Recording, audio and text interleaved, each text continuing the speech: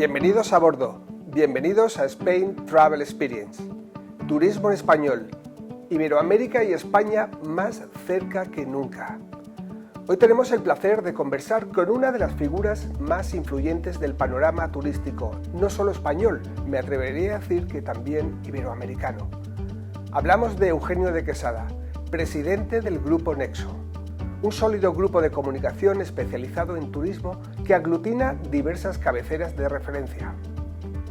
Eugenio ha dedicado buena parte de su trayectoria a generar espacios de diálogo, análisis y colaboración entre instituciones públicas y empresas del sector. Un buen ejemplo de ello es su papel dentro de la Mesa de Turismo, donde ejerce como vicepresidente, aunque uno de sus mayores legados es, sin duda, CIMET, la Conferencia Iberoamericana de Ministros y Empresarios de Turismo, que desde hace ya 29 años se celebra en IFEMA, justo en la antesala de Fitur. Un foro estratégico donde ministros de turismo y empresarios de toda Iberoamérica, incluida España, se reúnen cada año para compartir visiones, retos y oportunidades del turismo en la región. Pero más allá de su incansable labor en el mundo turístico, Eugenio de Quesada atesora otra faceta igualmente apasionante: la filatelia. Es uno de los grandes expertos de nuestro país en filatelia, miembro destacado de la Real Academia Hispánica de Filatelia e Historia Postal y autor de numerosas publicaciones especializadas que han contribuido a preservar y divulgar este valioso patrimonio cultural. Hoy con él hablaremos de turismo, de liderazgo, de visión estratégica y, quién sabe, quizás también de cómo un pequeño sello puede contar grandes historias sobre un destino como es España. Comenzamos. Bienvenido, Eugenio, y muchas gracias por acompañarnos en este nuevo episodio de Spain Travel Experience. Pues a ti, muchas gracias a ti. Bueno, vamos a empezar con una pregunta que viene siendo la pregunta de rigor, la pregunta de cabecera, ¿no? Y es: ¿quién es Eugenio de Quesada, ¿no? Fuera del ámbito del turismo, fuera del ámbito del sector. Bueno, yo soy José Eugenio Martínez de Quesada, aunque me quedé con ese nombre, digamos, periodístico, y pues soy un tipo felizmente casado. El año que viene hará un cuarto de siglo, con 5 hijos, de los que 4 afortunadamente me viven, 1 no, y que bueno, pues que se ha dedicado toda la vida a trabajar, la inmensa fortuna de haber podido hacer aquello que le gustaba, por lo cual sí, cuando trabajas te diviertes, en realidad no trabajas, ¿no? Y bueno, pues esa sería una síntesis de quién soy, ¿no? Al margen de todo esto, un poco más a título personal, ¿sientes verdadera pasión por el correo y la historia de la comunicación? ¿Has encontrado, digamos, algún vínculo en la filatelia, algún vínculo con la historia del turismo o la identidad de los destinos de España?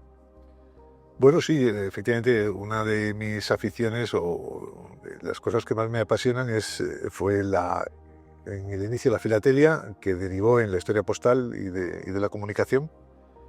Y sí, efectivamente hay vínculos. Por ejemplo, cuando en el siglo XIX los viajeros tenían que desplazarse por la península, lo cual no era cosa fácil, aunque estuviese muy bien retratado o pintado por los viajeros románticos, ¿no? con el recorrido para Andalucía, etcétera. Lo que usaban era fundamentalmente las diligencias que seguían la ruta de postas, la ruta de la distribución del correo. Eran seguidas por las diligencias, por tanto, llevaban el correo, las cartas, y a las personas que se desplazaban por este país, con lo cual sí que hay efectivamente vínculos en el origen entre esa afición y lo que es actualmente y desde hace años mi actividad profesional. Eres uno de los mayores expertos en los chasquis y los chacapñán. ¿Qué vinculación tiene el gran camino inca con el camino de Santiago?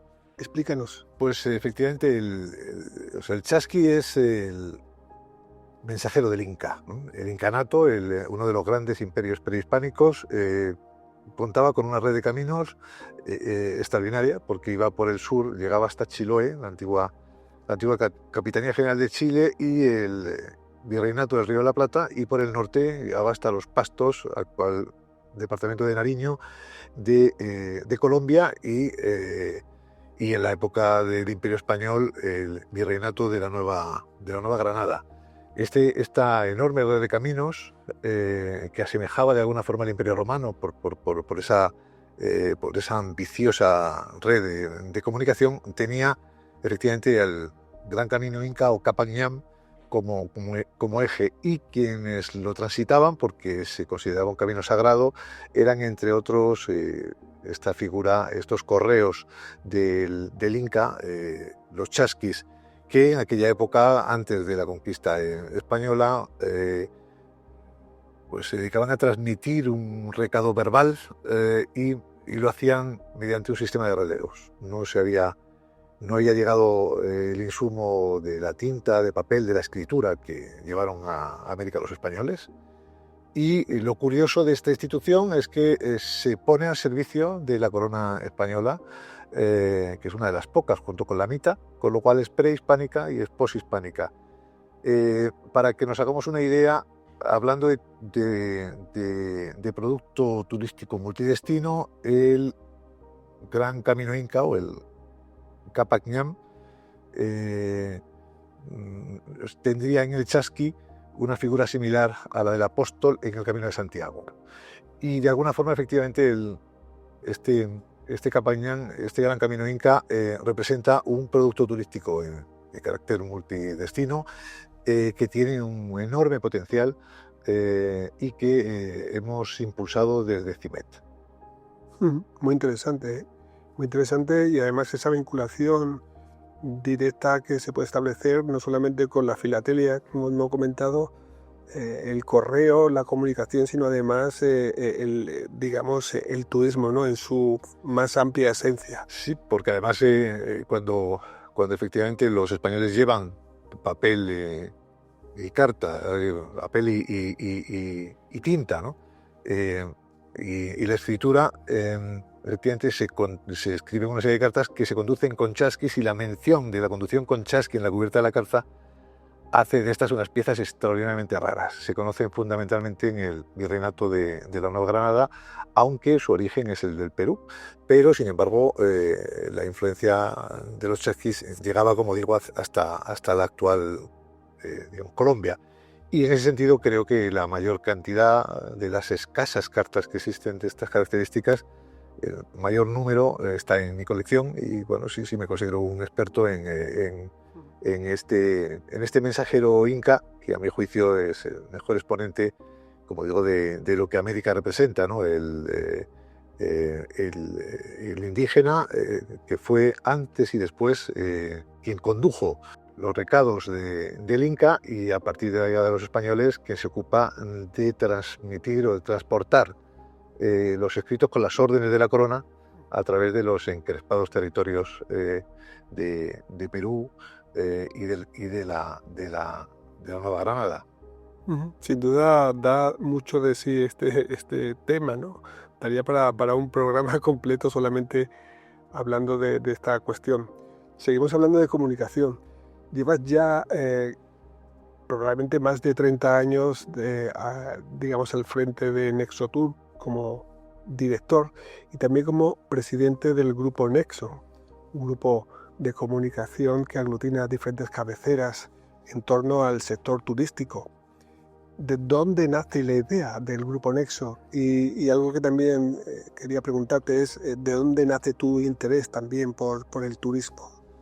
Bueno, yo a principios de los 80 era director de proyectos y de nuevas publicaciones del mayor grupo editorial español de revistas especializadas, ¿no? Tenía casi 50 cabeceras el grupo editorial Tecnipublicaciones. Y como responsable de nuevos proyectos, uno de los cuales se me asignó fue el de Agent Travel, una publicación dirigida a los agentes de viajes. Agent Travel sale en el año 85, con lo cual este año cumplo 40 años de actividad en la información turística. Por tanto, sale de la asunción de un proyecto que me encomendó el editor de mi empresa, y que me permitió efectivamente descubrir a los agentes de viajes como los comercializadores de todo el producto turístico. Ese conocimiento me fue muy útil para, con posterioridad en el año 88, crear, junto con mi socio Carlos Ortiz, mi empresa, y dentro de ella la cabecera Nexotour, que empezó como una especie de agenda de la gente, como un gran directorio, una gran base de datos de todo el sector, en la época en la que existían los directorios y la base de datos en papel. Obviamente aquello acabó siendo absorbido por lo digital, como es imaginable. Y bueno, en su momento sacamos un periódico, el siglo pasado, a finales del siglo pasado, un semanario que se llamaba Nexotour, que apareció fiel a su tita semanal durante más de un cuarto de siglo, 1300 ediciones.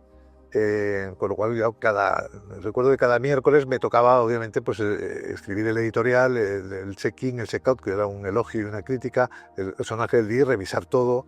Entonces los miércoles durante más de un cuarto de siglo tuve asignada la maldición de que estuviera como estuviera, ¿verdad? Pues me tocaba cerrar el periódico. Ya muy a finales de siglo, en el año 99, sacamos la plataforma digital. Y de hecho es la decana de la prensa turística en Internet, y desde entonces, pues en lugar de cada semana, ese cierre se produce cada día. Por lo demás, todo bien. Oye, Eugenio, ¿qué papel crees que juegan los medios de comunicación como Grupo Nexo en el desarrollo y en la promoción del turismo, tanto en España como dentro y fuera de territorio internacional? Pues yo creo que en la promoción muy poco. Nosotros hacemos medios B2B, medios de nicho, medios sectoriales. O sea, no hacemos una publicación que llegue al viajero o al usuario final, sino que estamos, como digo, en la intermediación. Nosotros hacemos una publicación para agentes de viajes, que son los que comercializan los servicios y los productos turísticos de todo lo demás. La agencia de viajes es como una tienda, ¿no? Imaginaria, y en la trastienda pues tendría desde los transportes en avión y en tren, en autocar, y el alquiler de automóviles, y los viajes organizados o paquetes, y todo tipo de servicios.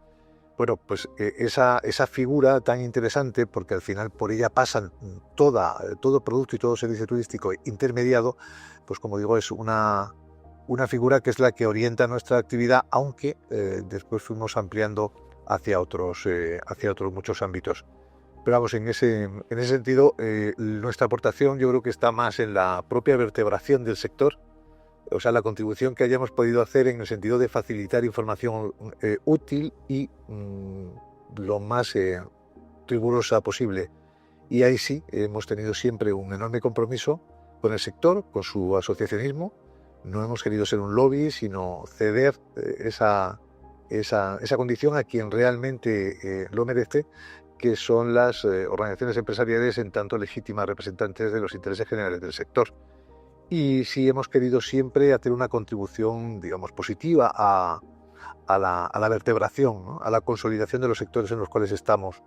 De ahí a la promoción, pues no tenemos nosotros ni la capacidad ni la presencia para dedicarnos a la promoción. Otra cosa es que hayamos podido favorecer efectivamente la inversión turística, pero no tanto de los extranjeros en España, sino de los españoles en Iberoamérica. Pero bueno, esa es otra historia. Claro. En cualquier caso, sí se ha impulsado el diálogo, vamos a decir, el diálogo y ampliar el conocimiento sobre el sector a través de tus publicaciones. Sí, ya digo, una información que pretenda ser útil a quien la recibe, al margen de toda polémica y tal, polémica en la medida en la que exista esa realidad en el día a día. Pero hemos intentado hacer siempre una información absolutamente instrumental al servicio del sector, y que lo que pretenda, como digo, es contribuir a que sea un sector más y mejor informado, y por tanto, como digo, pues crezca y se desarrolle mejor. Si ahí hemos hecho alguna contribución, pues nos damos por muy bien pagados, ¿no? Hablas de contribución. Recientemente has publicado, mediante el Grupo Nexo, una obra, creo que impecable, Centenario del Turismo Español, En esa obra han participado hasta 55 catedráticos de universidades de toda España. Háblanos un poco de este proyecto. Bueno, hace año y medio se nos ocurrió la idea de festejar el centenario del turismo español. En realidad no hay una fecha, no hay un año en el que podamos decir se crea el turismo. No hay un año exacto. Lo que sí podemos concluir es que en los años 20 está activo el Patronato Regio de Turismo, que creó Alfonso XIII, poniendo al frente a su amigo, el Marqués de la Vera Inclán, y sobre todo el PNT, el Patronato Nacional de Turismo, que persistiría durante la Segunda República, etcétera. Pues ahí es cuando realmente se crean las instituciones, la guía oficial de hoteles, en fin, cuando se sientan las bases de lo que sería el turismo más adelante. Para celebrar ese centenario entendíamos que la mejor de las maneras era haciendo historia, haciendo una historia del turismo que no se había publicado. Es cierto que hay libros sobre la historia del turismo. Yo mismo fui uno de los coautores de 50 años de turismo en España, hace ya muchos años, obra en la que intervenía de Fraga, León Herrera, todos los grandes de la época. Yo entonces era la mascota, ¿no? Era muy jovencito y a mí me encargaron los años 90, ¿no? Que era cuando se publicó ese capítulo. Es decir, hay otras obras, pero en este caso lo que hemos intentado es que la universidad, con el rigor académico que se le atribuye, que se presume, pues asumiera escribir una historia del turismo en 34 capítulos enfocada desde el punto de vista del sector. O sea, esta no es una obra que habla sobre Franco y sobre Fraga, de hecho ni se le cita, sino que afronta la historia del turismo desde el punto de vista del sector. La hotelería en sus diversos segmentos, en las agencias de viaje, los diferentes modos de transporte, los destinos, los seguros, etcétera, etcétera. Como digo, esos 34 capítulos efectivamente son una obra coral que es el fruto de un trabajo conjunto de 55 autores, como bien apuntabas, todos ellos decanos, catedráticos o profesores de las facultades de turismo de 25 universidades de las 17 comunidades autónomas. Entonces, el resultado es una obra de gran formato, de 500 páginas, que pesa 2 kilos, como se decía antes, digamos primorosamente editada, de la cual una edición rústica muy voluminosa se repartió de forma intensiva en Fitur, una tirada de 10.000 ejemplares, y una edición ya de lujo con tapadura se presentó en una cena de gala con 300 invitados en la víspera de Fitur, en la que estaba la florinata del sector y en la que pues efectivamente quisimos vestir de largo, hacer una presentación digamos formal de esta primera gran historia del turismo en España, porque aunque haya quien lo cuestione y diga que este es un sector coyuntural, que bueno, que algún ministro de consumo tuvo la felicidad de denostar este sector, lo cierto es que es un sector con historia, es el primer rubro de la economía de este país y, en cuanto a generación de empleo, y bien se merece, ¿verdad?, que su historia sea contada por aquellos que pueden hacerlo con el máximo rigor. Entonces he tenido sí el enorme, digamos, privilegio de ser coautor de esta obra. Yo me ocupo de la parte inicial de la génesis del turismo y de dirigir a este grupo excepcional de autores que han querido, digamos, contribuir en esta obra para que este sector, pues eso, tenga su historia de manera formal, y de hecho se está utilizando ya en muchas universidades, en sus bibliotecas, en sus archivos e incluso en algunos casos como texto de carácter lectivo, en cuanto a que, como digo, es la primera historia del sector hecha yo creo que con un enorme rigor por la Universidad Española. Sin duda es una obra impecable, como decía al principio, y de obligada lectura, no solamente para estudiantes, sino para todos aquellos que amamos de un modo u otro el turismo. Sí, que conste que no vendemos nada, ¿eh? La obra se ha repartido y se reparte de forma absolutamente gratuita, y por tanto no estamos aquí metiendo ningún comercial, ¿eh? Desde luego. Seguimos hablando de historia, Eugenio. Hablamos ahora de CIMET, la Conferencia Iberoamericana de Ministros y Empresarios de Turismo. Hace 29 años ya que pusiste en marcha este proyecto, ¿con qué objetivo nace y cómo ha evolucionado desde esa primera edición hasta hoy? Bueno, el objetivo de CIMED es servir como o servir para que la empresa turística española se internacionalice en Iberoamérica. Ese es el objetivo, o sea, que las empresas españolas tengan más fácil el acceso a Iberoamérica. Para ello entendíamos que necesitábamos información fundamentalmente de incentivos a la inversión, exenciones fiscales, áreas o destinos de desarrollo, digamos, preferente, que hiciéramos un ejercicio de transferencia de conocimiento a los empresarios españoles de cuáles eran los datos, las ventajas, los incentivos a la inversión en Iberoamérica, incluyendo obviamente Caribe. En su día, esta es una propuesta que yo le comuniqué a mi socio, que la aceptó. Bueno, al principio dijo que estaba loco, pero después la aceptó, y después, cuando salió, ya dijo que ya no me iba a decir nunca más estás loco, cosa que le agradecí. Y se la planteamos al entonces director de Fitur, a Claudio Meffer, que de hecho fue, cuando dejó de estar en IFEMA, de dirigir la feria, estuvo con nosotros dirigiendo CIMED durante años.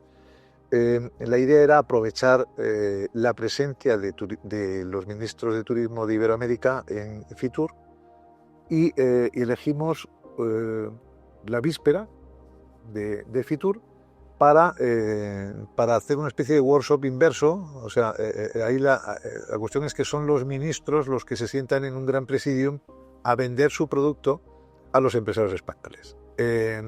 Claro, es un workshop de ministros, entonces, que además ha oscilado mucho, no se ha interrumpido en ningún momento, se continuó haciendo durante la pandemia con todas las medidas de seguridad, pero no se ha interrumpido nunca.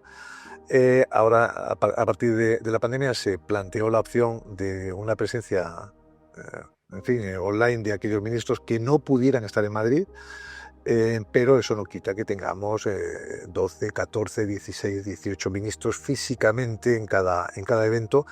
Es un evento que dura una mañana completa y que tiene por objeto, como digo, el propiciar, el impulsar la internacionalización de la empresa turística española en Iberoamérica. ¿Qué papel juega, digamos, CIMED en ese puente entre el sector privado y el sector público? Pues, como digo, primero, el facilitar a través de la guía CIMED de inversiones toda la información o la mayor cantidad de información que somos capaces de conseguir acerca, como digo, de las facilidades, incentivos a la inversión, exenciones, áreas en las que cada país está desarrollando, o sea, polos turísticos, etcétera. Por otra, hacer que ese contacto de los empresarios españoles fuese directo con los respectivos gobiernos, ¿no? Claro, eso es algo al alcance de los grandes grupos. Los grandes grupos son auténticas potencias, me refiero a las grandes cadenas hoteleras, etcétera, y eso sí que tienen contacto con los gobiernos y con los ministerios de turismo, no así las pymes. Entonces, nuestro planteamiento era poner al acceso o dar acceso a las pymes, o poner al alcance de las pymes, digamos, el mismo nivel de influencia que puede tener un grupo, en el sentido de facilitar su contacto directo y personal con el ministro de Turismo de aquel país en el que quiere estar, digamos, presente. Y en ese sentido, ¿qué es lo que hemos facilitado? Pues yo creo que esas dos cosas. Por una parte, información útil, por otra, un contacto directo, y hemos tenido la suerte de que desde la primera edición el Rey de España le haya prestado un especial aliento a esta iniciativa, recibiéndonos en Zarzuela en audiencia muchos años. Era una cita prácticamente habitual, la cita anual del sector con el rey, o del rey con el sector, y se hacía en el marco de la audiencia que concedían a CIMED, por lo cual era una reunión de 50 personas, todos los ministros de turismo de Iberoamérica, autoridades españolas y el empresariado turístico español, tanto los presidentes de las organizaciones empresariales como empresarios, digamos, de relieve. Recuerdo aquellas audiencias de hora y media, una cosa bastante inusual en audiencias reales que fueran tan largas, un encuentro con una intensidad enorme en la que en algunas ocasiones se repetía de forma telegráfica, de forma muy resumida aquello que había ocurrido por la mañana y se lo comunicamos directamente al rey. O sea, en ese sentido hemos tenido y tenemos el enorme privilegio de servir de nexo de unión entre el empresariado turístico español y las administraciones turísticas de Iberoamérica, propiciando efectivamente que, por ejemplo, hoy en el Caribe, España sea el primer inversor por encima de Estados Unidos. Y eso nos parece muy importante porque ese know-how desarrollado en España a través de nuestras empresas y tal, que se pueda exportar ese know-how, como de hecho se ha hecho a Iberoamérica en general y a Caribe pues en particular, pues creo que es una maravilla porque es el único sector en el que España tiene un incuestionable, digamos, liderazgo internacional, ¿no? Ese liderazgo además se traduce como destino en ser quizás la primera potencia mundial en la recepción de turistas. Como bien dices, España también supone una potencia a nivel empresarial dentro del sector. CIMED está contribuyendo o ha contribuido a hacer de España, digamos, ese anfitrión clave en el diálogo del turismo, sobre todo iberoamericano. Bueno, una característica diferencia de Fitur respecto a las otras grandes ferias, como la ITB de Berlín o en fin, el resto de las grandes ferias de turismo del mundo, es que efectivamente tiene ese nexo singular con Iberoamérica del que CIMED es una parte, ¿no? Y en ese sentido, yo no sé si ha contribuido o no, pero si así fuera estaríamos encantados. Nuestra intención ha sido no tanto impulsar España como destino turístico, como digo, sino exportar, que las empresas españolas exporten hacia Iberoamérica, ¿no? Y en ese sentido, pues esperamos haber conseguido algún objetivo. Llevamos ya 28 ediciones, la siguiente es la 29, y en ese sentido lo que vamos a hacer es continuar con este esfuerzo, con este afán, e impulsarlo. El año que viene CIMED tendrá importantísimas mejoras y novedades. Seguro que sí, estoy completamente seguro. Al hilo de esta pregunta, quería hacerte una nueva que tiene que ver con ese reconocimiento de CIMED. ¿Crees que existe ese reconocimiento hacia CIMED y hacia los artífices de este proyecto? Pues sí, sin duda. Hemos tenido más reconocimiento, no se puede tener. Este gobierno, bueno, no este gobierno, sino el gobierno de España en su día, por acuerdo del Consejo de Ministros, decidió otorgarnos a los fundadores de CIMED, a mi socio Carlos Ortiz y a un servidor, la medalla al mérito turístico, que es una medalla que se otorga por Real Decreto y es la máxima, está al nivel de las máximas condecoraciones. Y la verdad es que no sé si ves nuestra sede, nuestra biblioteca, creo que hay como 200 reconocimientos y galardones, muchos de ellos otorgados a CIMED, con lo cual no hay queja, todo lo contrario. O sea, se ha reconocido esta iniciativa de una forma sobrada por todo tipo de instituciones, con lo cual sí, ese reconocimiento existe, es más que suficiente y no hace falta más reconocimiento, estamos muy bien pagados, ¿eh? Oh, sin duda alguna es un momento especial, ¿no? Este tipo de reconocimiento. ¿Recuerdas alguno así emotivo, especial, dentro de todas estas ediciones? Y también quería preguntarte si también habías tenido, digamos, algún momento delicado, más quizás tenso o problemático en todas estas ediciones. Bueno, ya digo, yo creo que el aliento real es una de las cosas que más satisfacción nos han dado. Incidentes ha habido, y la verdad es que nosotros nunca hemos divulgado nada de lo que haya pasado en CIMED, pero han pasado muchas cosas. Aquellas que son públicas son contables, ¿no? Porque han pasado en público. Por ejemplo, pues una de las últimas fue a raíz de la revuelta social que hubo en Perú. Nos encontramos yo me encontré, estaba en la mesa presidencial, con que unas señoras, unas ciudadanas peruanas, cuya nacionalidad supe después, obviamente, se aproximaban a la mesa presidencial, y aunque teníamos 10 o 12 policías en la sala, pues por alguna extraña razón nadie parecía verlas. Yo salí rápidamente de la mesa presidencial y lo que hice fue impedir pues, que echasen tinta roja sobre la ministra de Turismo de Perú, que era el objetivo que tenían, por lo que ellos planteaban como una destrucción de la parte arqueológica de Machu Picchu, etcétera, ¿no? En cualquier caso, sí, entonces, curiosamente, después de rodearla con mis brazos, eran señoras, ¿no? Para evitar que llevasen adelante este acto propagandístico, pues la policía tomó cartas en el asunto y el tema se resolvió. Ese fue un incidente muy, muy curioso. Otro, bastante más delicado, se produjo cuando el gobierno argentino nacionalizó Aerolíneas Argentinas y Austral.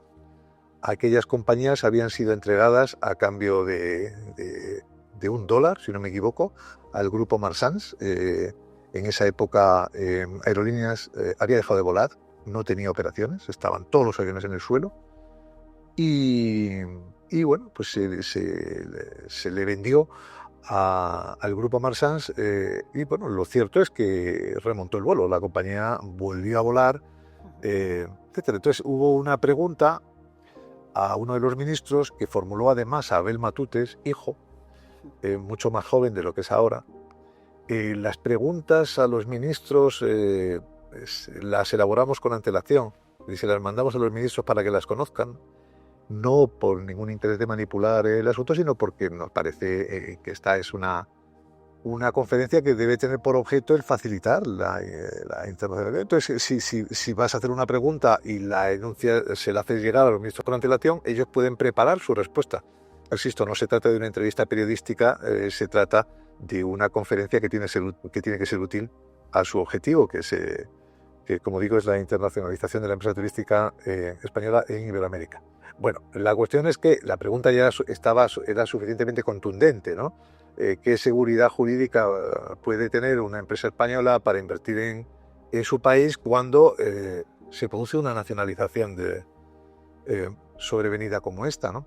Pero Abel Matutes hijo le dio bastante más ímpetu y aquello acabó siendo, o sea, realmente un cuestionamiento, ¿no? La respuesta del ministro era un ministro en la época, digamos, de los peronistas, fue bastante desabrida, fue un poco desagradable, y como consecuencia de ello, el presidente y dueño de Aerolíneas Argentinas, Gonzalo Pascual, que paz descanse, que estaba allí sentado en la presidencia como presidente del Consejo de Turismo de la COE, o sea, por tanto como representante de todo el sector, por eso estaba allí, quiso intervenir, no se lo permití porque era el turno de los ministros. En fin, la cuestión es que cuando llegamos a la pausa café, el ministro se dirigió a mí muy enfadado, antes de irse, para decir que Argentina jamás volvería a participar en el TIMET. Y yo pues humildemente le dije que él dejaría de ser ministro, que ese gobierno dejaría de gobernar y que incluso el peronismo dejaría de gobernar en Argentina y que TIMET se seguiría haciendo. Y por tanto, claro que seguiríamos contando con... Y de hecho así ha sido y así es, ¿no? Pero sí ha habido anécdotas muy interesantes a lo largo de estos años, como no podía ser de otra manera, de las cuales estas dos son un par de pinceladas. Yo jamás he contado estas cosas.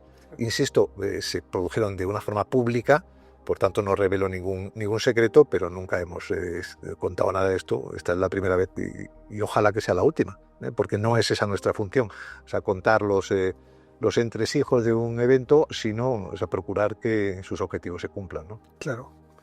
Como país España, sin dejar ese mercado iberoamericano, ¿qué imagen proyecta nuestro país en ese mercado iberoamericano? Bueno, España es un destino turístico excepcional. El turismo es el único sector del que somos líderes en el mundo. Además es un sector que tiene unas bondades, es un generador de empleo, pero de un empleo de mano de obra de choque. De hecho, durante mucho tiempo ha competido con la construcción.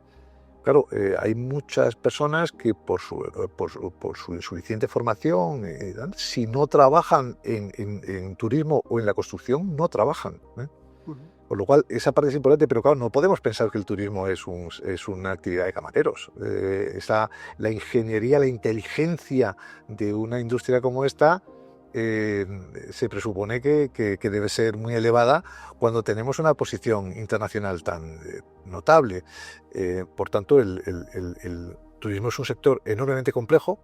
Lo que pasa es que es muy atractivo. Entonces hay una tendencia a confundir lo atractivo con sencillo, ¿no? Como esto me gusta, lo entiendo. Sin embargo, si fuera un sector más complejo, más ininteligible, ¿no? Pues nos parecería que es más difícil. Este es un sector muy bonito, muy atractivo, pero es enormemente complejo, ¿eh?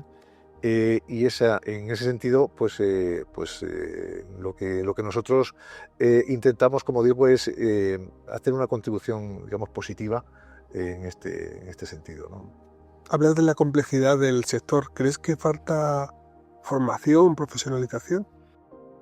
Bueno, este sector tiene que pelear ahora por retener y atraer el capital humano como los demás, porque tenemos un problema de capital humano importante, ¿no? Y además es un sector que hace un uso intensivo de mano de obra. Estamos hablando de que hay 1,3 millones más o menos de españoles que viven directamente del turismo, pero claro, una cosa es el empleo directo que genere y otra cosa es el empleo y la economía inducida, ¿no? Recordemos lo que era Andalucía o lo que eran las Islas Baleares o las Islas Canarias hace 50 años, ¿eh? Y veamos cuál ha sido el reequilibrio territorial que ha aportado el turismo. Hoy son regiones ricas y se lo deben fundamentalmente al turismo, ¿no? Entonces, por tanto, la aportación que el turismo hace es muy rica y además tiene, como digo, un componente muy valioso. O sea, afecta a la generación de empleo, afecta al reequilibrio territorial.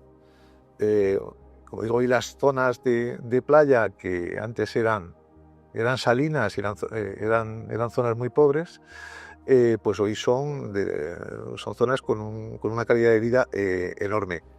Es cierto que puede generar alguna serie de distorsiones o de molestias, pero bueno, en cualquier caso habrá que cuidar muy bien esto, porque lo que no podemos hacer en ningún caso es morder la mano que nos da de comer, ¿no?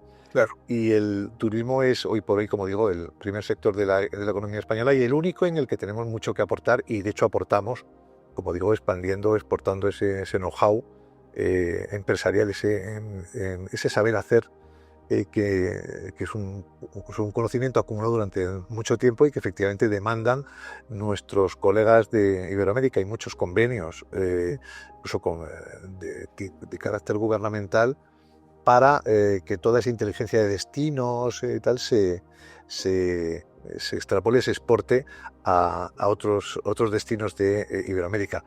Recordemos, aquí tenemos desde un Manhattan con playa, como es la ciudad de Benidorm, un caso excepcional. Quien ve Benidorm realmente no acaba de creer que esa verticalidad pueda funcionar, y funciona, porque aquí tenemos todos. O sea, tenemos esa verticalidad, tenemos los planteamientos horizontales de hoteles pueblo, o sea, tenemos todo tipo de productos, y además de carácter, digamos, vacacional y de carácter corporativo, o más de eventos, de reuniones, de cicloturismo, de contemplación de aves. O sea, la diversidad de oferta que tiene el turismo en España es un catálogo de gran parte de la oferta turística que hay en el mundo. Hombre, aquí no podemos ofrecer contemplación de auroras boreales, porque no las tenemos, ¿no? Pero, como digo, esto ha sido un laboratorio fundamentalmente empresarial, donde la administración ha tenido el papel que debe tener, un papel de regulación, de control, de defensa de los intereses del consumidor, en este caso del turista, o de facilitador en cuanto a fusiones empresariales, en cuestiones de tipo fiscal. Pero realmente es un sector que han hecho las personas, que han hecho las empresas, y quizá por eso va tan bien, porque el Estado ha tenido una participación, pero vamos, no excesiva. O sea, ha intervenido mano en trompo, ¿eh?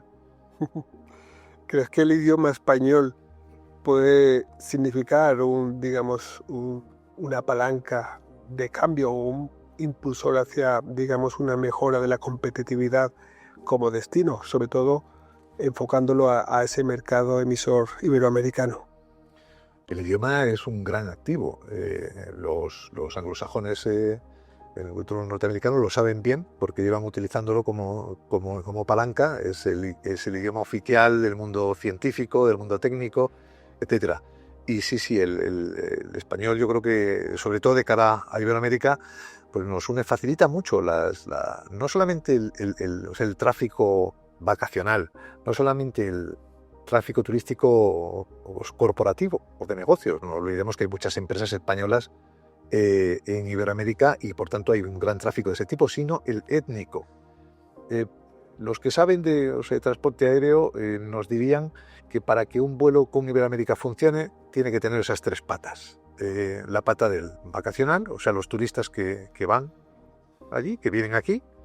Otro sería la pata, digamos, corporativa, que es el que consumen las clases nobles, o sea, la clase business y tal, que son los ejecutivos, CEOs y tal, que van y vienen al continente. Y esa última o tercera pata, que es esencial, que es el étnico, ¿no?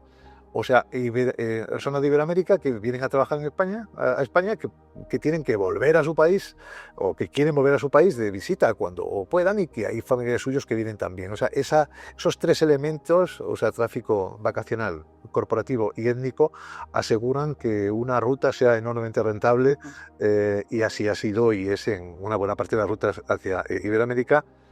Recordemos que el enorme interés que tiene, atractivo que tiene Iberia o que tiene Europa, esas dos compañías, se debe a eso, a que son las, digamos, líderes en ese tráfico con Iberoamérica. Y de alguna forma, en un mundo cada día más global, también en lo turístico, pues no olvidemos que al final el objetivo es que Madrid, la T4, el aeropuerto se convierta en un hub que permita el salto entre Iberoamérica y Asia, que es el nuevo mundo emergente desde el punto de vista económico, social y político, como todos sabemos, tanto la parte de los países árabes como Asia-Pacífico. Sin dejar a Iberoamérica de lado, ¿qué oportunidades crees que puede ofrecer el turismo genealógico, el de raíces, el étnico, ¿no? ¿Qué oportunidades puede ofrecer ese mercado iberoamericano en España, ¿no? Como muchas veces pensamos en ese origen, ¿no? de muchos iberoamericanos con nuestro país. Yo no creo que tenga un peso desde el punto de vista económico, un peso relevante, pero sí tiene un componente emocional extraordinario, ¿no? Cuba fue la última de las provincias, porque como tal eran consideradas con presencia en el Parlamento de las provincias españolas América. Dejó de serlo a raíz del desastre del 98 y efectivamente digo Cuba, hablo porque como es la última provincia que tuvo España en América tras el resto de las independencias, pero es muy frecuente plantearnos lo que está pasando ahora, ¿no? El tema de que hay miles de cubanos que en la medida en la que sean hijos de descendientes españoles tienen aquí sus orígenes y una nacionalidad alternativa o doble nacionalidad. Efectivamente, venir, digo, como exponente, ¿no? Cubano, yendo a Galicia a ver, o al País Vasco, a conocer sus orígenes, ¿no? Sus raíces. Y bueno, y viceversa, no olvidemos que América fue el destino para muchos españoles a raíz de la Guerra Civil, que se exiliaron en México, en Argentina, etcétera, y que por tanto se ha creado un vínculo, un doble vínculo, ¿no? Los españoles que fueron a América y los hijos o nietos de esos españoles que vienen a recuperar sus raíces y este otro que apuntaba antes, ¿no? La diáspora que produce en la guerra civil, además en muchos casos de una de las mejores cabezas y que enriquecen social y económicamente estos países y que, digo, de alguna forma es lo que tú has denominado turismo genealógico, que es una denominación que te atribuyo a ti, yo no la había oído nunca. Existe. Pero que es muy atinada pues efectivamente tiene, como digo, un componente más emocional, yo creo que económico, pero me parece interesantísimo. En España, ¿qué regiones o destinos dentro de nuestro país sabes que o crees que conectan mejor con ese público iberoamericano? Pues últimamente, y por dar una pincelada, en los últimos años, yo creo que el de los estudiantes, ¿no? El de los estudiantes, por lo general, hijos de familias de clases medias altas y altas, que son los que se pueden permitir este tema, pero yo creo que hay un auténtico furor por venir a estudiar posgrados a universidades españolas. Y de ahí podemos hablar, digamos, en función de lo que antes comentabas, de esa parte emocional, algunos que vienen a Canarias porque sus abuelos o sus padres eran isleños y porque hay una oferta por parte de universidades canarias muy interesante en este sentido, en Andalucía, bueno, Sevilla, Granada, ciudades universitarias y otras de todo tipo. En Madrid hay un tráfico estudiantil extraordinario. De hecho, este fenómeno que se está produciendo aquí en Madrid, en el que los adinerados, ciudadanos adinerados de México, de Venezuela o de Colombia o de Perú, que antes iban a Miami, era lo habitual, pues hoy, sin embargo, se establecen aquí, en Madrid, y de hecho bien sabemos que están disparando, ¿no?, los precios de la vivienda, de la inmobiliaria de lujo. Una de las razones por las cuales esto se está produciendo es porque antes han enviado a sus hijos a estudiar aquí, y claro, pues una chica de 19 años que después de estudiar sale por ahí con sus amigas y vuelve a la 1:30 de la madrugada a su casa caminando por la calle, pues claro, ese descubrimiento, ¿no?, la seguridad de un país en el que te puedes mover a cualquier hora y que pasan cosas como pasan en todas partes, ¿no? Pero sin duda no es un país en el que haya esa inseguridad tan tremenda como puede haber en otros. Pues esa es la mejor propaganda que se puede hacer a un país, ¿no? Y probablemente ese impulso a España como destino turístico, incluso como país de destino para vivir, ¿no? Lo llamaríamos, digamos, turismo residencial, porque en muchos casos van y vienen, ¿no? Pues es un fenómeno interesantísimo. Yo lo atribuiría a la influencia que los jóvenes, que los hijos de los que vienen de vacaciones o a vivir o a tener aquí una segunda residencia, pues han tenido. ¿Quién más puede influir sobre sus padres? Yo conozco algunos casos de chicos, de chicas, incluso en el ámbito familiar, que le han dicho a sus padres que no vuelven, que ellos quieran vivir aquí en Madrid. Y claro, con lo cual, ¿qué es lo que hacen sus padres? Pues se vienen aquí para estar con sus hijos, porque han descubierto que efectivamente este es un buen sitio en el que crecer, en el que vivir, en el que disfrutar. Bueno, hay una obra de Ramón María de Valle Inclán que se titula, en fin, hay una obra de Valle Inclán en la cual en una conversación, creo que era entre Latino Hispalis y Zaratustra, le preguntan por España, porque viene del extranjero, de Inglaterra y tal, y hay una expresión que a mí me encanta, creo que era de Zaratustra, que dice: ¿qué sería de este corral nublado?, ¿no? Hombre, yo no sé traducir España a un corral, pero en cualquier caso el sol ha tenido y tiene un elemento determinante, no solo para el turismo, sino para que este país periférico de Europa se haya convertido en la Florida, ¿no?, de la Unión Europea, en la zona de desarrollo turístico y por tanto económico de un continente tan importante como es Europa. Hablamos de España como destino. En Iberoamérica, ¿qué destinos crees que es un modelo de desarrollo turístico a seguir?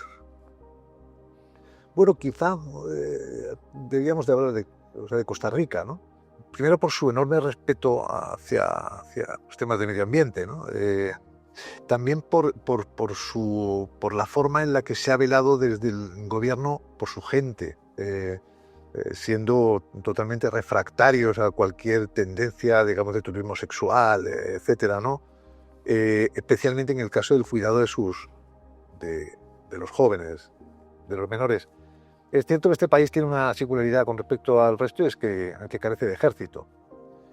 Claro, no tener ejército, que se lo digan a los franceses después de la Segunda Guerra Mundial, ¿verdad? Cuando fueron ocupados por Alemania como un paseo militar, tiene sus riesgos. De hecho, hoy Francia es una gran potencia nuclear precisamente por aquella sensación de indefensión, ¿no? que tuvo el pueblo francés.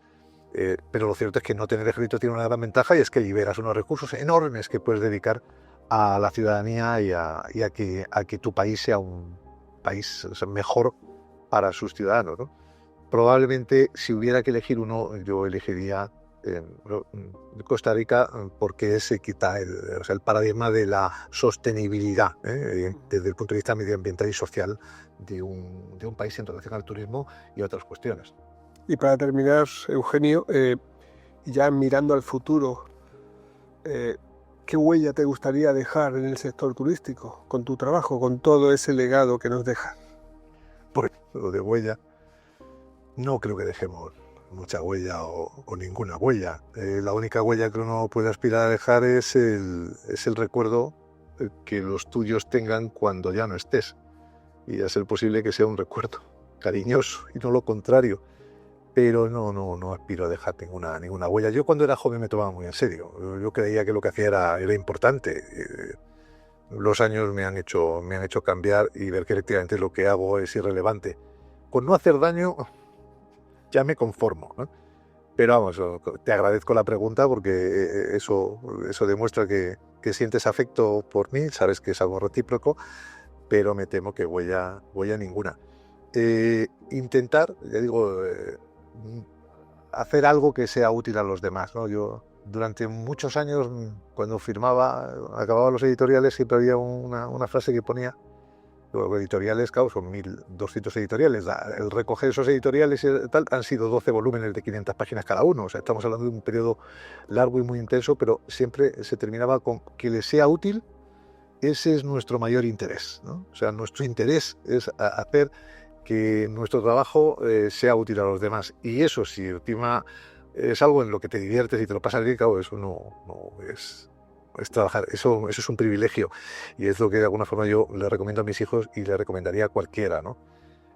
Si hay algo que realmente te gusta, algo que te interesa, que te apasiona, da igual, por muy pequeño que sea ese mundo, por muy friki, por muy lo que sea, céntrate en eso, porque si consigues hacer de aquello en lo que te diviertes en tu profesión, no te va a costar nada trabajar.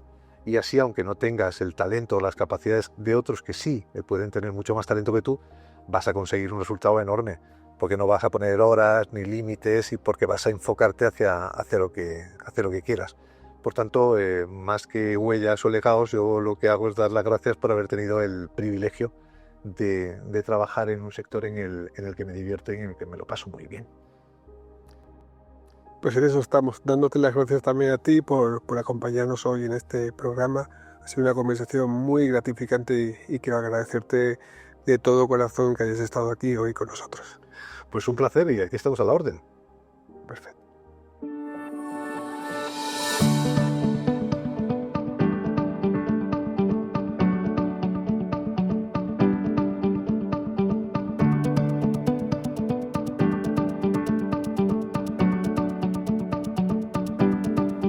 Y hasta aquí este episodio de Spain Travel Experience, donde hemos conversado con Eugenio de Quesada sobre cómo generar espacios de diálogo, análisis y colaboración entre instituciones públicas y empresas del sector, generando así puentes entre Iberoamérica y España. Gracias por estar ahí, y no olvides suscribirte a nuestros canales en YouTube, Spotify e iVoox para no perderte ningún episodio. Recuerda, déjanos tus comentarios, queremos que nos acompañes en este viaje. Hasta el próximo episodio de Spain Travel Experience.